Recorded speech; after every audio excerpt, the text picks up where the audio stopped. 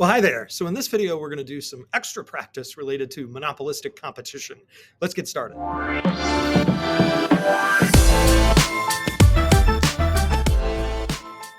Okay, so this problem is a kind of a big honkin' AP style problem.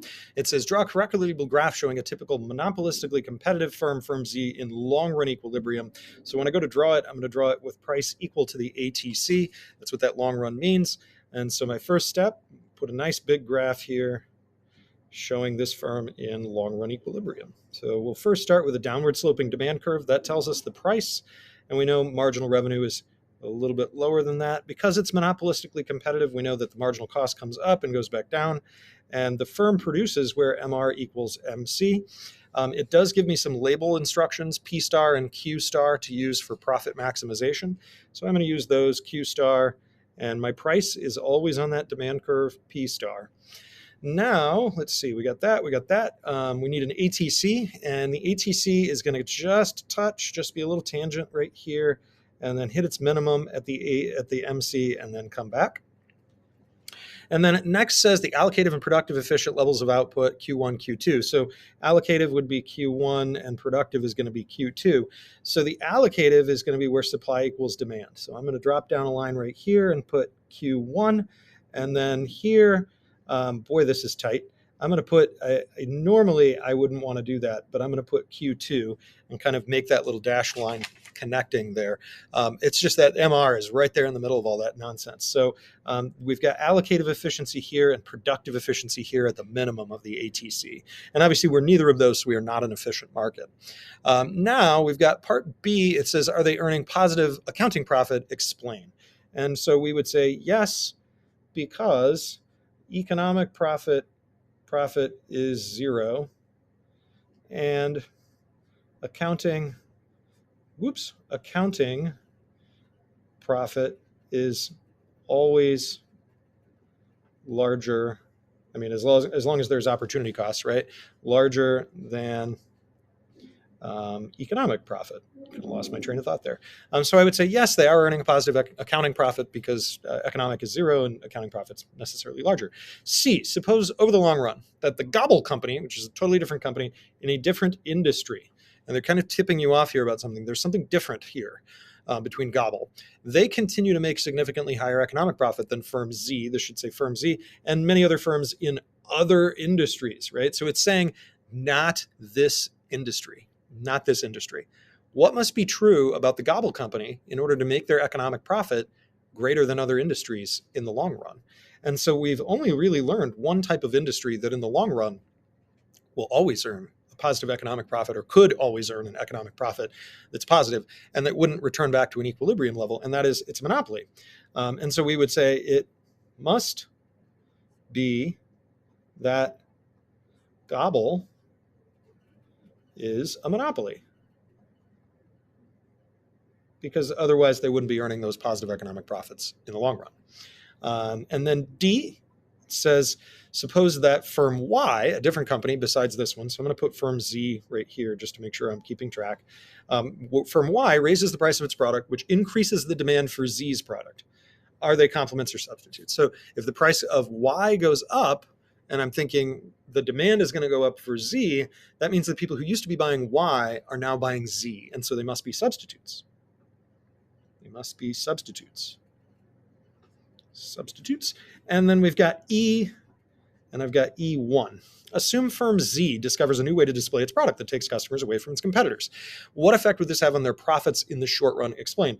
Well, I would say their economic profit will increase because the demand increases for Z's product, which increases the price.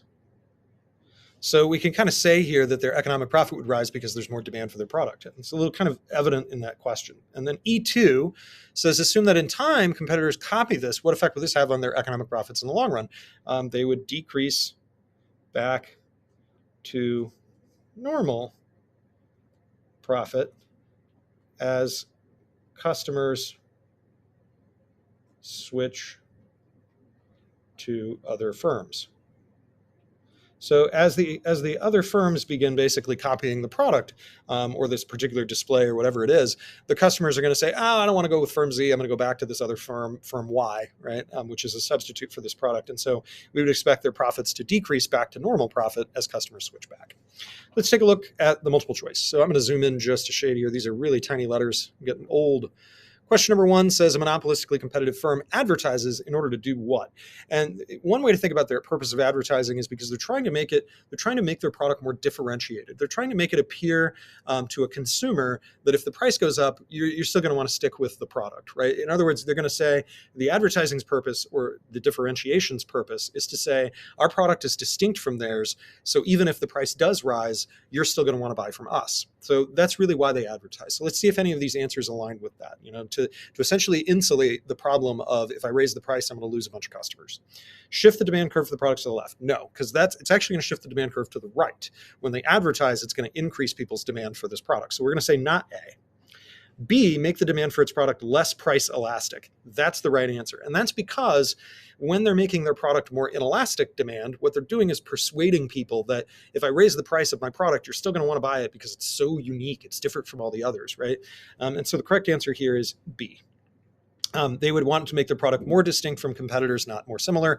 The externalities aren't something we worry about, and they can't really affect their own barriers to entry anyways. So all the other answers are not wrong. 4.4a, the graph above depicts cost and revenue for a typical firm. Suppose they're producing M units, which is here. They're producing M. What should they do to maximize profits? Well, if they're at M, they should reduce how much they produce, because they would want to produce here at point K. So they want to reduce their output and they want to raise their price up to price U. So decrease output, increase price, C. Monopolistically competitive firm is currently producing the profit maximizing level of output. If the price of a variable input increases, which the following will occur.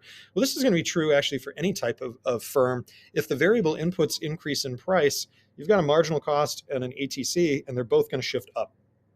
It's going to vertically shift up in the amount of the more expensive aspect of your MC and your ATC curves, because both of these are dependent on your variable inputs. So let's see if one of these aligns with that. Firm will increase output to increase its revenue. No, they're actually going to decrease their output, right? If you think about like if this marginal cost curve shifted up, the new intercept where it intercepts with marginal revenue will actually be at a smaller quantity. So imagine if this marginal cost shifted up, you would end up be somewhere over here. So it would be a smaller quantity. So we can rule out A. They're not going to increase their output.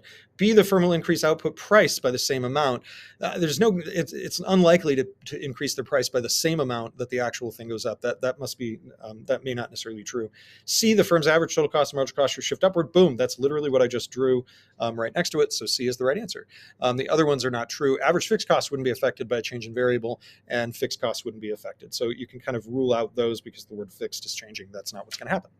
Daily Tools is a typical firm, monopolist competition, produce toolkits. Which of the following explains why they are inefficient in the long run? And there's two inefficiencies, right? One is productive and one is allocative. So let's see if one of them corresponds to it.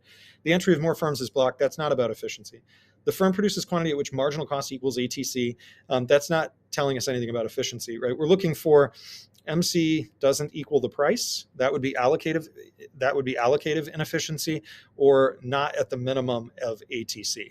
If we're not here at the minimum, then we aren't there. Firm does not produce quantity which results in there it is right there. C does not produce the minimum of ATC. So they are not productive efficient. Monopolistically competitive profit maximizing firm producing 2,000 units of output. Output level MR is 9, AR is 10, average variable is 8. The price is what? So this is a use case for average revenue. One way to think about actually what a monopolistically competitive graph is showing you is that the demand curve is actually telling you the average revenue, and then you have a marginal revenue function that comes down after it. And so if they're telling you that they are producing, we'll say, at 2,000 units of output, and they're asking for what's the price. Well, I know that 2,000 times the price gave me the total revenue, but I also know that price is equal to average revenue. Like it must be.